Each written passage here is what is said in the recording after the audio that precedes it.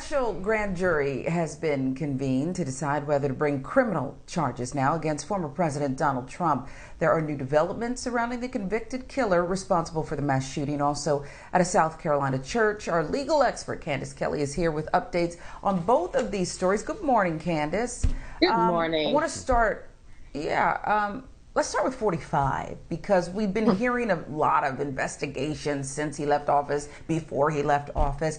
And now there's this. It was breaking news, a 2-year-old investigation. What's the likelihood that there will be a criminal indictment against a former president? Well, I tell you what, Cy Vance is determined. He is ready before he retires at the end of the year to make this happen. The likelihood is very high because when you have assembled a grand jury, you're saying, look, I have the evidence to push this forward. I have the evidence, and now I'm here to convince you that this evidence is enough to go to trial. So I think that the likelihood is very high because there are a lot of moving parts, but they've had 2 years in order to put these moving parts together to make a story that makes sense for the grand jury. So this is one where, while people call the former president Teflon, I'm not sure that he is comfortable right now in terms of thinking that this is one that he's going to get away with. If there's anyone that he wouldn't get away with, this would be the one. Yeah, what do they say about a grand jury? They can indict a ham sandwich. So, you know, see if we can indict a Cheeto. Meanwhile, I should have said that's wrong.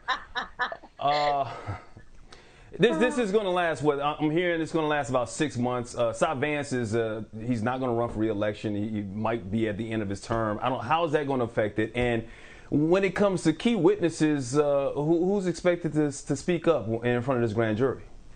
Yeah, you know, Alan Weisselberg, he is the CFO of the Trump organization, and he's the one who is going to be the ringleader and making everybody understand what the taxes and what the papers are saying, right? Because we have decades of tax work that they're going to look through. He's a tax attorney himself, though he had to now hire an attorney on his own, but he's a tax attorney himself who knows all the numbers. He's the one with the beautiful mind. He's going to lead people through what all of this paperwork is about. So with that in mind, we're going to look to him, and we have to hear from him because Trump doesn't communicate through email. So what do? You have to get that information through witnesses in order to piece the story together, since there's no paper trail where Trump has indicted himself, if you will, on paper. Yeah, I read where the government's really been squeezing some of his family members. His former daughter-in-law turned over a trove of just documents. The last person you want is in the middle of a divorce. Somebody's handing over some stuff, but apparently Weisselberg's former daughter-in-law did just that and spoke about it. What about the president, the former president? Yeah. She did seem very happy, Candace, as sometimes women will do. That's what happens in a divorce. But you kept going. But we digress. What about the lawyer, Michael Cohen, Candace, who already went to prison and admitted culpability in the former president's schemes? Yeah, listen, let's look at Michael Cohen and go back. He really is the one that kind of kicked this off. He gave prosecutors, attorneys involved, Letitia James, the attorney general, this whole foundation that, hey, listen, we've got someone who's talking. He kicked off this idea that, hey, we've got some evidence here. Let's start. He sat down with the FBI for 50 hours, right, years ago before he went to prison. So they have a lot and had a lot to base their case on because of what he did when he became from a loyalist to a non-loyalist.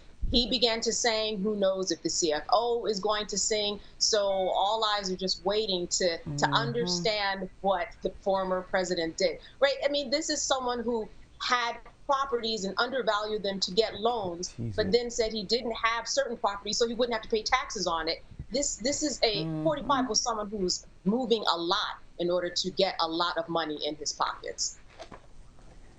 All right, enough of President Trump, former President Trump. We want to ask you before we let you go, because we talked about it and we teased it. Dylann Roof, of course, the boy who went into a church after worshiping with 9 church members in South Carolina and slaughtered them all. He is now on death row, on federal death row. But he was in court yesterday, filed an appeal on what grounds, Candace? Yeah, well, The grounds were, his attorney said, that he was mentally incompetent and that he should not have represented himself during the sentencing phase of his trial. During the trial, his attorney said, look, we tried to tell him this isn't a good idea, but Dylann Roof insisted. He insisted that he was going to represent himself. Even the judge said, you know what, son, I consider this a little bit unwise, so let's take a look at your mental deficiencies. The judge said, you know what, he's actually okay. And during the sentencing phase, he said, hey, jury, and don't listen to my attorneys. They're going to tell you that I'm mentally incompetent, but I'm not. I believe in what I did. He's got journals. He's got such a paper trail talking about how he has no remorse for anything that happened, but somewhere he had a change of mind.